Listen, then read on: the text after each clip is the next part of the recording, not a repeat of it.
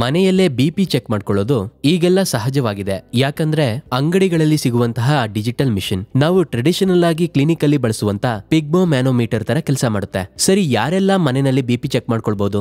ನಾವು ಹೇಳೋ white coat effect ಅಲ್ಲಿರೋ ಯಾರಾದ್ರೂ ಸರಿ. ಅಂದ್ರೆ ಹಾಸ್ಪಿಟಲ್ಗೆ ಇಲ್ಲ ಕ್ಲಿನಿಕ್ಗೆ ಹೋಗುವಾಗ ಬಿಪಿ ಲೆವೆಲ್ ಅಧಿಕವಾಗಿ ಇರುವಂತವ್ರು, ಆದ್ರೆ ಅದೇ ಸಮಯ ಹೋಮ್ ರೆಕಾರ್ಡಿಂಗ್ ಅಲ್ಲಿ ನಾರ್ಮಲ್ ಆಗಿ ಇಲ್ಲ ನಾರ್ಮಲ್ಗಿಂತ ಕಡಿಮೆ ಇರೋರು, ಆದ್ರಿಂದ ಈ ತೊಂದರೆಗೊಳಗಾದವರು ಖಂಡಿತ ಮನೆಯಲ್ಲಿ ಬಿಪಿನ ಚೆಕ್ ಮಾಡ್ಕೊಳ್ಬೇಕು.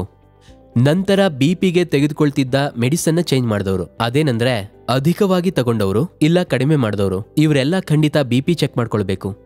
ಒಳ್ಳೆಯ ಆರೋಗ್ಯ ಜೀವನ ಬೇಕು ಅನ್ನೋರು ಇವರೆಲ್ಲ ರೆಗ್ಯುಲರ್ ಆಗಿ ಬಿಪಿನ ಚೆಕ್ ಮಾಡ್ಕೊಳ್ಳೋದು ತುಂಬಾನೇ ಒಳ್ಳೇದು.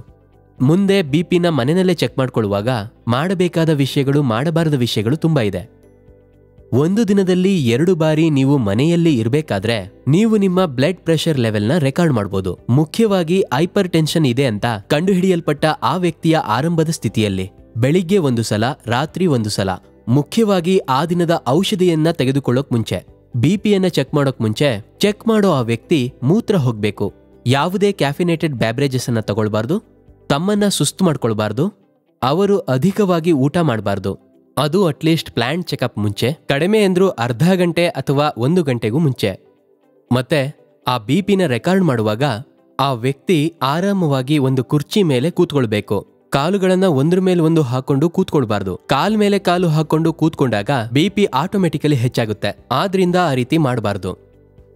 ರೆಕಾರ್ಡಿಂಗ್ ಮಾಡಿದ ನಂತರ ಕೂಡ್ಲೇ ಅದನ್ನ ಬರ್ದಿಟ್ಕೊಳ್ಳೋದು ತುಂಬಾನೇ ಒಳ್ಳೇದು. ಆ ರೆಕಾರ್ಡಿಂಗ್ಸ್ ಎಲ್ಲಾನು ಮುಂದಿನ ಬಾರಿ ಕ್ಲಿನಿಕ್ನ ವಿಸಿಟ್ ಮಾಡುವಾಗ ನಿಮ್ಮ ಕನ್ಸಲ್ಟೆಂಟ್ಸ್ ಗಮನಕ್ಕೆ ಆ ರೆಕಾರ್ಡಿಂಗ್ಸ್ ಎಲ್ಲವನ್ನು ತಗೊಂಡು ಹೋಗ್ಬೇಕು.